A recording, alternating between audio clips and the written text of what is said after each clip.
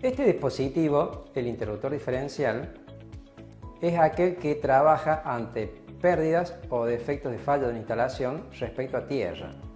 Es un elemento de protección contra los contactos directos e indirectos para las personas, bienes o animales. En la imagen podemos ver una característica constructiva de cómo está armado, con un relé en base a su sensibilidad, señal de defecto, el toroide donde se pasan los cables. En la imagen observamos la representación de un interruptor diferencial. Aquí vemos el esquema de cómo está armado y conectado. En la parte superior tenemos el ingreso de la fase y el neutro. Estos cables pasan a través de la llave que los cierra los contactos e ingresan al toroide. Los conductores están bobinados en sentido opuesto, de manera tal que si la corriente ingresa por la fase, se dirige por la bobina en el toroide y va hacia la carga. Retorna de la carga y vuelve por la otra bobina, que está bobinada en sentido inverso, retornando por el neutro de la línea. De esta manera, ambas bobinas producen un flujo magnético dentro del toroide en sentido opuesto. Esto permite que estos campos se anulen. Por ejemplo, si ingresa 1 ampere por la fase, entrega su energía en la carga, la lámpara, una estufa, y retorna por el neutro 1 ampere. Como las corrientes son iguales, los flujos son proporcionales a los valores de las corrientes, se cancelan en el toroide. En la parte inferior de la imagen tenemos lo que denominamos carga. Por ejemplo, un motor, una heladera, un lavarropa. Allí en la figura vemos que el dispositivo electrodoméstico tiene una falla, una pérdida, representada con la línea roja. Significa que hay una pequeña corriente en el orden de los miliamperes que están conduciendo a tierra. De manera tal ahora que ingresa 1 ampere por la fase y por la neutro de la carga retorna 0,9 ampere, por ejemplo. Esa diferencia, que es 0,1 ampere o 100 miliamperes, están circulando hacia tierra. Ahora en el toroide tenemos diferencia de flujo, con lo cual aparece una pequeña diferencia de flujo de color rojo que activa una tercera bobina, que es la que produce el disparo de los contactos, abriendo la protección y cortando la energía hacia la carga, como es el símbolo que representa al interruptor diferencial.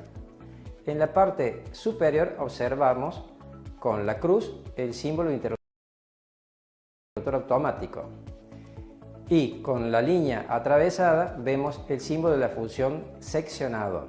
Esto nos indica que permite abrir o cerrar el interruptor diferencial con su corriente nominal de carga.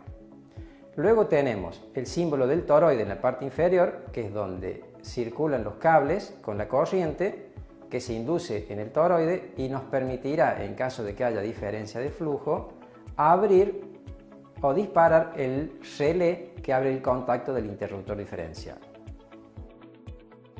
En las instalaciones domiciliarias o instalaciones eléctricas fijas utilizamos el interruptor diferencial denominado AC, que significa corriente alterna. Ellos vienen de 2 polos para los circuitos monofásicos o de 4 polos para los circuitos trifásicos más neutros. Sus características vienen en el frente y las debemos reconocer. Tensión de trabajo, la tensión nominal 220 volts o 240 voltios. La corriente nominal es la corriente máxima que soporta a través del dispositivo. En los casos de los diferenciales monofásicos vienen de 16 amperes, 25 amperes, 40, 63 y 80 amperes. En el caso de los diferenciales de 4 polos o tetrapolares vienen de corriente nominal 25 amperes, 40 amperes, 63 amperes y 80 amperes. Pero también es importante reconocer las características de la corriente de pérdida, que para el caso de las instalaciones domiciliarias se utiliza de 30 mA de fuga. También existen otros dispositivos diferenciales de 100 mA, por ejemplo, o 300 mA, permitido para los contactos o pérdidas para las personas. En el caso de la capacidad de cortocircuito, está indicada como IM que soportan corriente de 500 A o 630 A o 800 dependiendo de la corriente nominal.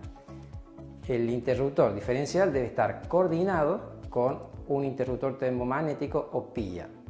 Por ejemplo, si yo utilizo una termomagnética de 20 A, debo utilizar un interruptor diferencial de un valor superior de corriente como es el de 25 A. Si trabajo con una termomagnética de 32 A, debo utilizar un interruptor diferencial de 40 A. En el gráfico podemos observar la curva característica de las distintas corrientes y del tiempo de actuación del interruptor diferencial. En la zona 1, a la izquierda, podemos ver donde no hay ningún efecto perceptible, que son del orden de muy pocos miliamperes. En la zona 2 tenemos los efectos fisiológicos generalmente no dañinos, que podemos sentir algún pequeño cosquilleo o temblor. En la zona 3, allí hay efectos fisiológicos notables. Podemos tener paro cardíaco, paro respiratorio, contracciones musculares, generalmente reversibles. Y ya en la zona 4, en el lado derecho del gráfico, aquí tenemos ya elevadas probabilidades de efectos fisiológicos graves e irreversibles, fibrilación cardíaca, paros respiratorios. Allí podemos observar cómo el interruptor diferencial tiene que proteger por debajo de esta curva de la zona 3, donde tiene que actuar en un tiempo no mayor a los 200 milisegundos y una corriente inferior a los 30 miliamperes.